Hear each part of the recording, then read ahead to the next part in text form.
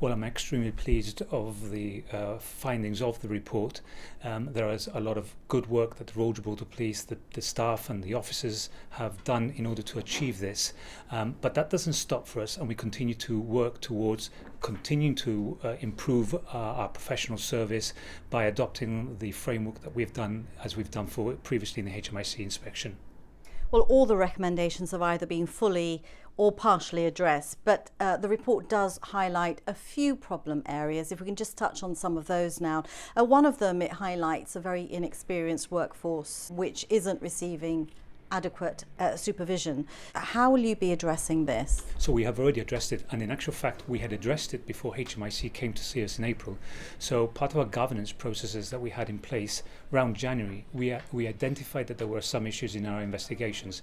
Now I think what is very important here is to remember the fact that 40% of our frontline workforce have less than 2 years service. So what we did is we provided the support by providing them extra supervision through good supervision in order to improve the standards of investigations. So what HMIC said to us there was, we've done the piece of work already, but it was still too soon to be able to give us that full tick in that respect.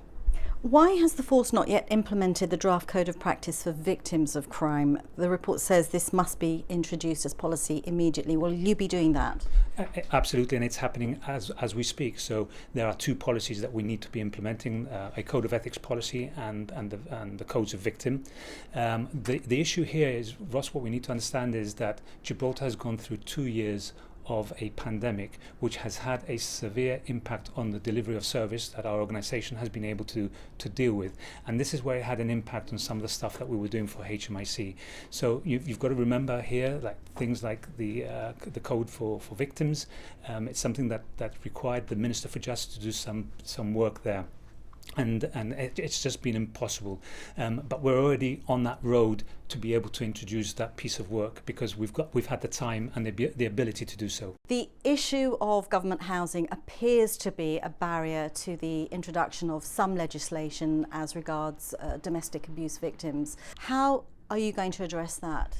Only this morning, today, I was talking to the Minister where we've been discussing the domestic abuse legislation and improving it.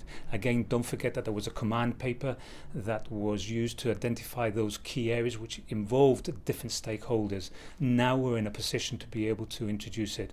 And again, I must reiterate that there's been a lot happening behind the scenes before we can introduce this piece of legislation. Now, HMIC says it didn't find any evidence of bullying when it carried out its inspection. However, it does point out the Police Federation survey, which does highlight some bullying claims. Are you going to be looking into that? We continue to work with the Gibraltar Police Federation. I think in 2 weeks' time I have another meeting with the Police Federation together with Dignity at Work now in Gibraltar to be able to provide more training for our people.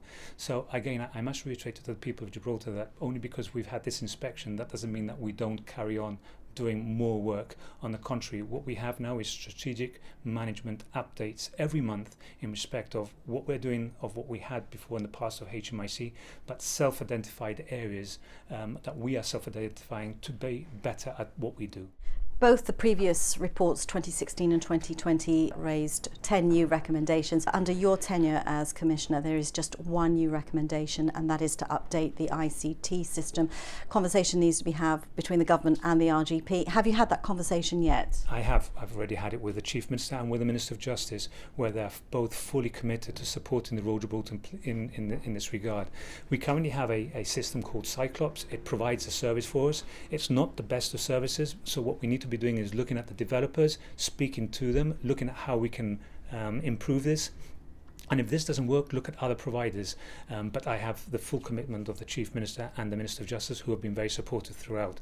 I think what is very important here is that we look at the 80% of what we have achieved over the past 2 years. And again, this is a credit to my workforce and to certainly the commanders of the Royal Gibraltar Police who have done a lot of work, not only dealing with HMIC, but also dealing with policing Gibraltar, which comes in addition to HMIC. So it has been very difficult, but it's been very, very fruitful.